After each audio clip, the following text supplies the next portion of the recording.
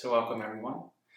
My name is Anthony if it's your first time here, and today's talk is a continuation of a series on the benefits of yoga. So the intention of these videos is to convince people, or sometimes people, it helps to have some scientific evidence or some personal experience or stories which give people the energy or desire they need to try some of these practices. So if you're practicing already, you don't really need to watch this. I would suggest that you better spend the time doing one of the practices, okay?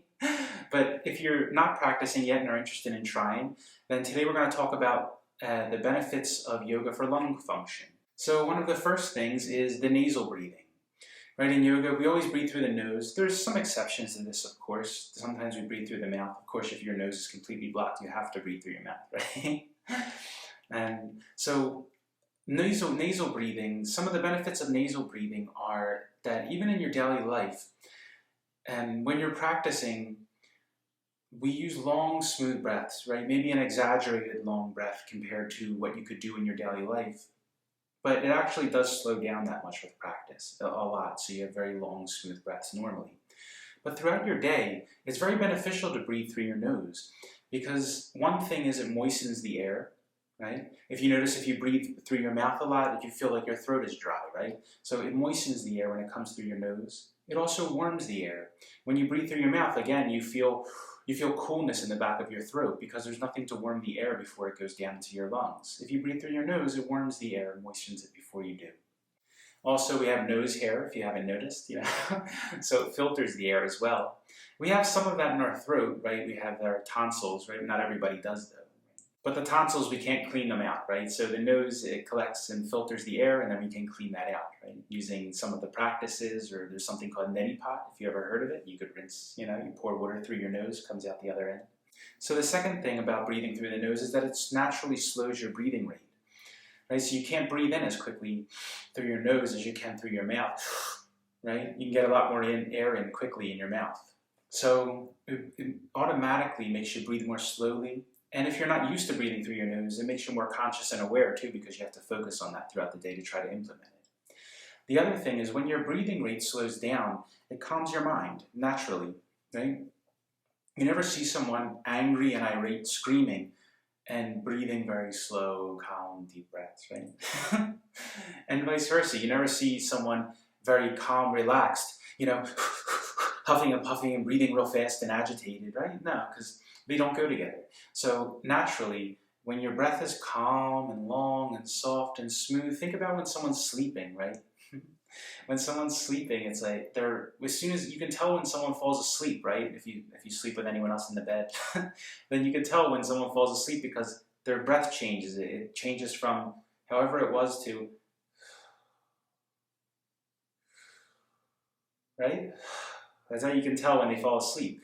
You can tell by the breathing because it becomes even and smooth and relaxed, right? So naturally, mind is calm, breath is agitated, mind is agitated. Those two go together. So that's the second benefit. Then moving on from nasal breathing, let's talk about the lungs themselves, right? So naturally, your lung capacity increases. And I wouldn't say just your lung capacity, speaking from my own experience, your endurance as well, right? So when I first started yoga, I didn't do any cardiovascular exercise. I still don't do any cardiovascular exercise that you would consider like getting my heart rate in a certain range or a certain beats per minute or whatever, however you do it.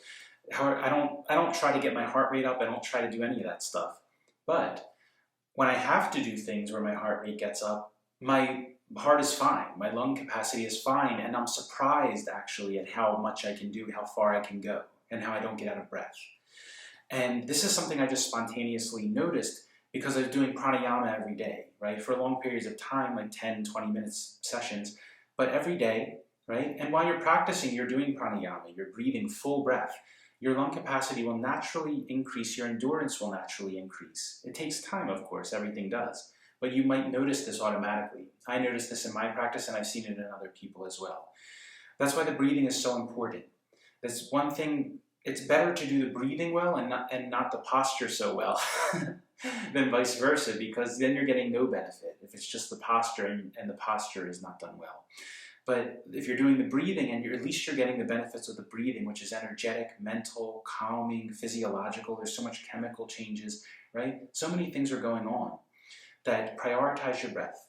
Okay? So naturally, better posture increases your lung capacity, right? Because this is the biggest part of our lungs down here below our ribs. So if you're slouched all the time like this, you're compressing this part all the time, and you're breathing like just into the chest, and it feels hard to breathe, feels like a struggle, right? When you have a nice long torso, the ribs lifted, you can take a full breath, breathe all the way down here below your ribs, okay? This is not just because of the posture, but from the yoga postures, from breathing, this increases lung capacity, right? But that's not the only reason. All the tissues of the body benefit by increasing your lung, not capacity only, right? Because we're not actually increasing the lung capacity, right? The capacity stays the same. We're kind of just using the capacity that we have. So we're increasing the amount of capacity that we're using, right? Because normally we just breathe up here. This is the smallest part of your lungs, this upper part of the lobes, right? Then we use the ribs a little bit, and we get like a little more air, right? So it feels better. We're using the ribs now. But then you use the diaphragm. This is the biggest part down here. And not only is it the biggest part of your lungs, which is great, such a big breath, so much air, right? So much oxygen. Not only is it the biggest part, but so the blood in your body, in your lungs, is controlled by gravity, right?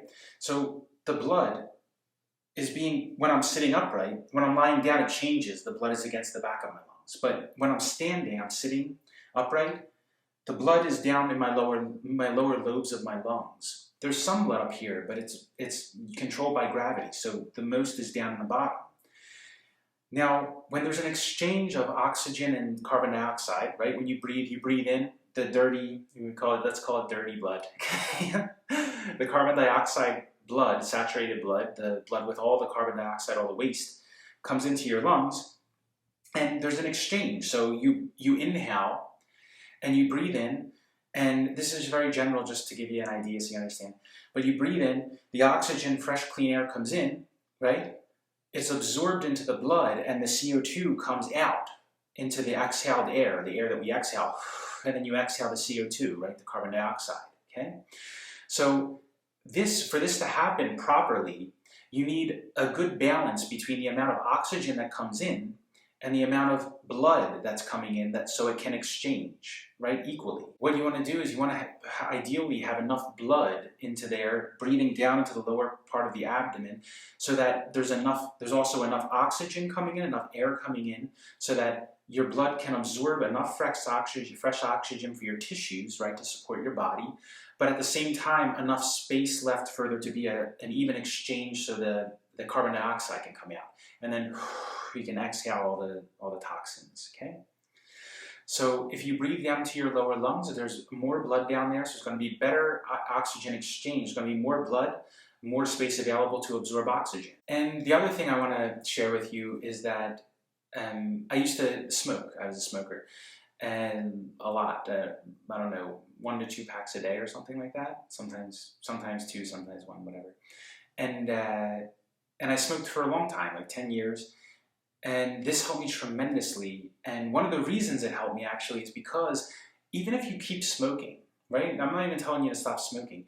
Even if you keep smoking, you start doing these practices, you'll see how bad your lungs feel, to be honest, after you smoke, okay? So you'll do the practice and you'll feel like, oh man, like it's so nice to take a full breath, it feels so good. And then you smoke a cigarette and you feel like you can't even breathe, you feel like you can't even inhale. And this is what like stimulates the desire to quit, right? Because you see how good it can be. Right now, if you just smoke, you don't see that, right? You're just aware of what your lung capacity is like when you smoke, you know how you feel. But when you have something to compare it to of what could possibly be, and even though that's just the beginning of it, also it helps clearing out your lungs of all that junk. After you quit smoking, not to be disgusting or anything, but just so you're aware, when you quit smoking, what happened for me is for a long time afterwards, there's a lot of accumulated tar and toxins, whatever you want to call it, the thousands of things they put in cigarettes or whatever, and it's all in your lungs, it gets stuck in there, all that stuff, and you cough it up for a long time afterwards, maybe even like a year, sometimes people do. And it clears that out a lot faster, doing there's other types of pranayama like Kapalabhati, like doing quick exhales to get stuff out, right? And there's many different practices, but it helped me quit smoking, and then not just quit smoking, but also heal my lungs from smoking, right? Because your lungs are wonderful. They can heal for very quickly, if we give them what they need to heal. And it helped me clean out that stuff. And then my lung capacity is so good now. I feel great. So no, I don't feel anything left over from that. I feel like I have great lung capacity. I feel good. I don't huff and puff. I don't get pain in my chest, pain in my lungs, that kind of feeling. I remember that. If you smoke, you know what I'm talking about, right? The pain in the lungs when you get out of breath, it hurts, like actually in your lungs. So this is just an introduction. I hope some of these things have helped you or encouraged you to practice. Maybe you feel, hopefully, you feel motivated to try one of the breathing practices or something. And you could try a class. The breathing is done throughout the postures, doesn't matter. You can also try, just go to the pranayama. I think it's called breathing and energetic practices, I think is the playlist. So if you go there, there's plenty of pranayama practices there, breathing exercises there, and try some. Just try them. Give it like 10 minutes, 15 minutes. I mean, if you give, what's the harm, right? Give 10 minutes a day. 10 minutes a day, nothing. 10 minutes a day for 30 days, right? What is that? 300 minutes, okay? So 300 minutes, right? You could watch 2 really crappy long movies, which I'm sure we've all done, wasted that much time in our life watching really bad movies. 5 hours, So if you just equate it with that, right? You're doing something good for yourself, just try it. Even if in the beginning, just accept, like, okay, if this doesn't work, it doesn't work. It's fine, no problem. Don't be disappointed, but just try it. Be willing to give those 300 minutes, that's all. 10 minutes a day for 30 days. Anything, try it. Even the postures, just try it. 10 minutes a day for 30 days. You don't have to do an hour practice. You don't have to do 20 minutes. You don't have to do anything. Do something.